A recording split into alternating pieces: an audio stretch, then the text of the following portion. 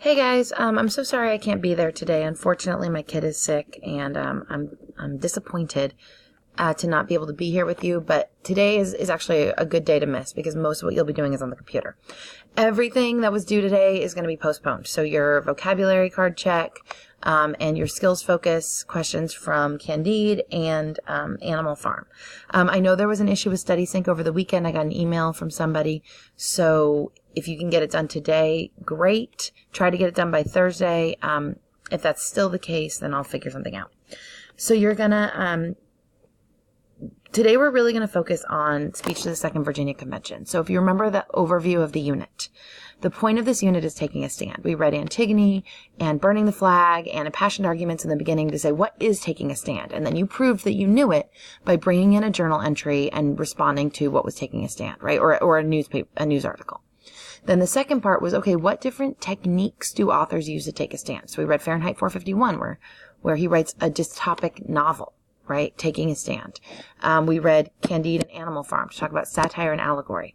And now you are writing your own satire or allegory taking a stand. And all of this is building us towards our culminating assessment where you will be writing a rhetorical plea to a representative, a real one that we will really mail off to this person taking a stand on an issue that you are passionate about.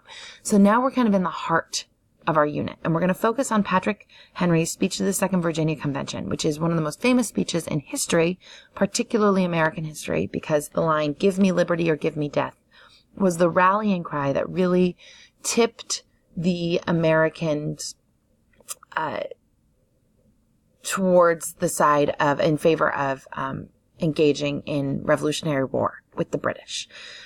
So I want you guys to go through and really to unpack not only the content of what is he saying, but how is he saying it. So you'll do your first read here, and everything's on StudySync today, okay? So Kenyon, you got to figure out how to log in, dude. You will watch the intro. You will read the text, and you can have it read to you. You'll notice the vocabulary. You will be adding those sentences and their context to your vocabulary cards.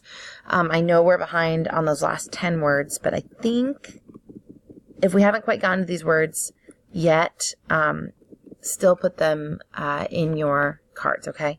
The StudySync TV is really good today because it goes through not only the content, but also the rhetorical piece, which is our focus today. It's how does Patrick Henry use rhetorical devices to take a stand and convince this group of powerful men to engage in war with the British, which is what he wanted them to do.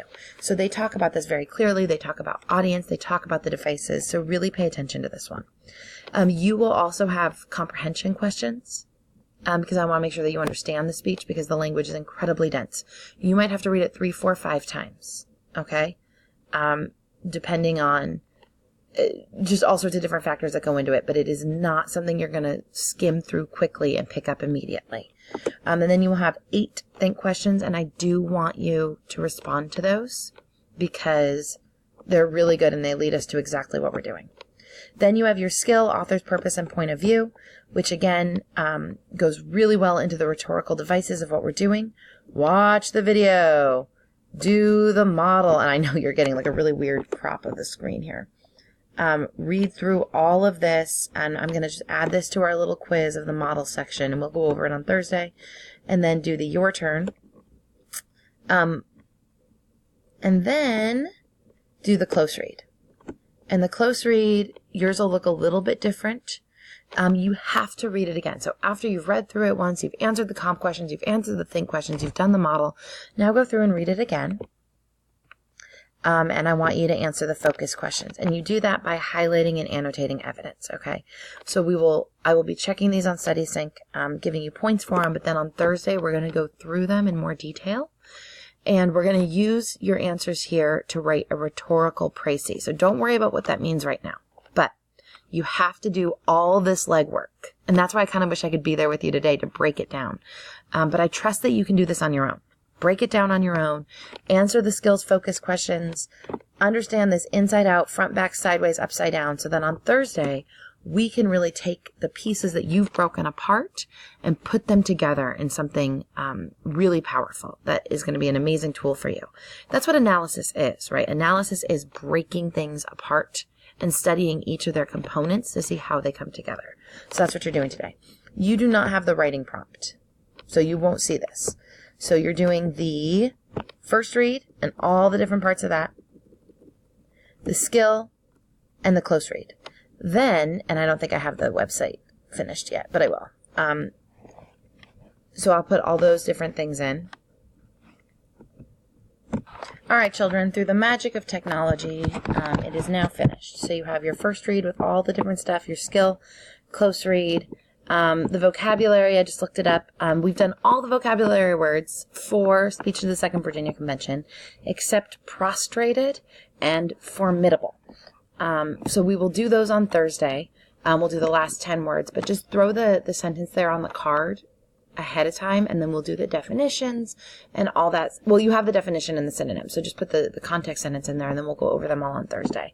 And then work on your formative assessment of writing a 1 to 2 page allegory or satire taking a stand on an issue, because that is due on Thursday. So again, that's the formative assessment for the second part of the unit. Making sure that you're on the right track, right?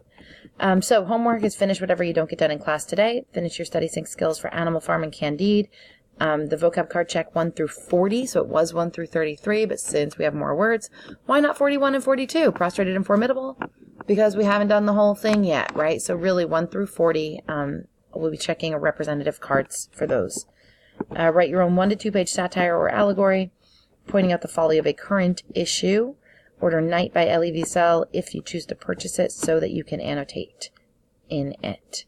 Your satire needs to be printed and brought in, but I'm also going to have you guys submit it to turnitin.com. I just don't have it set up yet. So keep a soft copy, keep a digital copy. So if you have it in a Google Doc or if you have it in a Word doc, so that you can upload it to turnitin.com to check for plagiarism and all that good stuff. If you don't, then you're just going to have to type it up again from scratch, which is going to be a bummer. So, okay, I don't want to take too much of your time with this video. I love you guys. I'm sorry that I'm not there. I will be there tomorrow. If you want to come in and ask questions or want me to check your satire or anything like that. Your satire allegory is going to be graded on completeness, on taking a stand on an issue, and on an attempt to have satirized or allegorized the content, right? So it doesn't have to be done well. This is just a check-in again, that you see what taking a stand is and you understand how an author might attempt to do that. So there's a lot, if you Google how to write an allegory or how to write a satire, it's a common enough assessment that there should be plenty of resources on the internet for you if you need help. But I will totally be there tomorrow if you have questions, and then I will be there on Thursday no matter what. I really, like I said, wish I could be here today. I love you guys, and I will see you soon. All right. Oh, I meant to press the pause button for this.